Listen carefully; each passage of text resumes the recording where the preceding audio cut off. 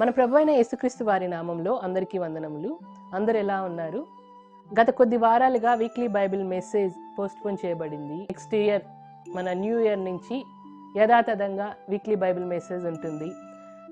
దీంతో పాటు నేను మీకు ఒక గుడ్ న్యూస్ లేదా ఒక గుడ్ అనౌన్స్‌మెంట్ ఇవ్వాలనుకుంటున్నాను. అదేంటి అంటే మన సబ్స్క్రైబర్స్‌లో చాలామంది తెలుగు రాని వాళ్ళు ఉన్నారని అనుకుంటున్నాను.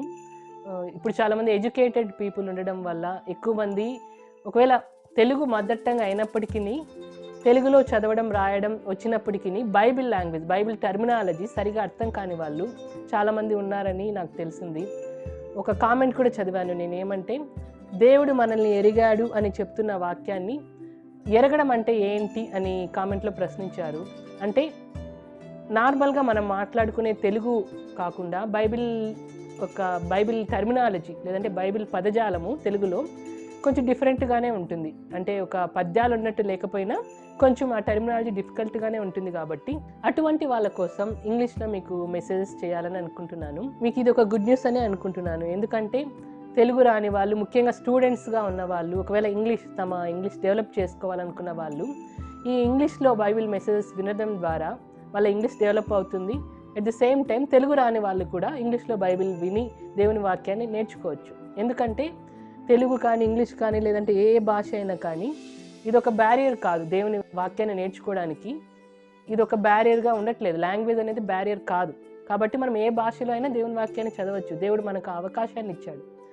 ఆనాడు ఆదిమ హెబ్రీ భాషలో లేదంటే ఆదిమ గ్రీకు భాషలో బైబిల్ రాయించబడింది కదా. కొత్త నిబంధన గ్రీకు భాషలో, పాత నిబంధన హెబ్రీ భాషలో రాయించబడింది. ఇప్పుడు మనకు అన్ని భాషల్లోకి బైబిల్ ట్రాన్స్లేట్ చేయబడింది. కాబట్టి తెలుగు రాని వాళ్ళు మీలో ఎవరైనా ఉంటే ఇంగ్లీష్లో దేవుని వాక్యం వినొచ్చు. తెలుగులో ఏ మెసేజెస్ అయితే మేము షేర్ చేస్తామో అదే మెసేజెస్ మనము ఇంగ్లీష్లో కూడా షేర్ చేయడం జరుగుతుంది.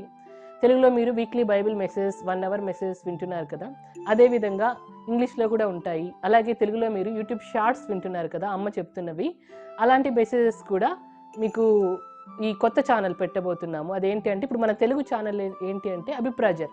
కొత్త ఛానల్ పేరు అభిప్రాజర్లీ. దాంట్లో కూడా యూట్యూబ్ షార్ట్స్ ఉంటాయి. 4 to 5 minutes షార్ట్ మెసేజెస్ ఉంటాయి. ఈ వీక్లీ బైబిల్ మెసేజెస్ అంటే వీక్లీ బైబిల్ మెసేజెస్ అనేవి రెగ్యులర్గా ఎవ్రీ వీక్ చేయకపోయినా 2 weeksకి ఒకసారైనా పోస్ట్ చేయడం జరుగుతుంది. కాబట్టి తెలుగు రాని వాళ్ళు, తెలుగు బైబిల్ టర్మినాలజీ ముఖ్యంగా అర్థం కాని వాళ్ళు, ఇంగ్లీష్ ఎక్కువగా మాట్లాడేవారు ఆ ఛానల్ సబ్స్క్రైబ్ చేసుకోవాలని కోరుకుంటున్నాను. ఆ ఛానల్ ద్వారా కూడా మీరు దేవుని వాక్యాన్ని నేర్చుకొని దేవునికి ఇంకా దగ్గర అవ్వాలని కోరుకుంటున్నాను. నేను ఆ ఛానల్ యొక్క లింక్ లేదంటే ఆ ఛానల్ యొక్క URL లింక్ నేను మన డిస్క్రిప్షన్లో ఇస్తాను. మీరు కావాల్సిన వాళ్ళు సబ్స్క్రైబ్ చేసుకోండి.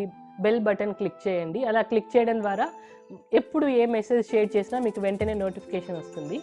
తెలుగు ఇంగ్లీష్ 2 ఫాలో అవ్వాలనుకున్న వాళ్ళు ఎవరైనా ఉంటే 2 ఫాలో అవ్వచ్చు.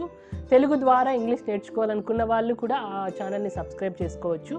అలాగే తెలుగు బైబిల్ టర్మినాలజీ అర్థం కాని వాళ్ళు కూడా ఇంగ్లీష్లో మీరు నేర్చుకోవడానికి ఆ ఛానల్ సబ్స్క్రైబ్ చేసుకోండి. ఆ ఛానల్ పేరు అభిప్రాజర్లీ ఇంగ్లీష్ క్రిస్టియన్ మెసేజెస్. మనం ఇప్పుడు చెప్తున్న ఈ ఛానల్ పేరు అభిప్రాజర్ తెలుగు క్రిస్టియన్ మెసేజెస్.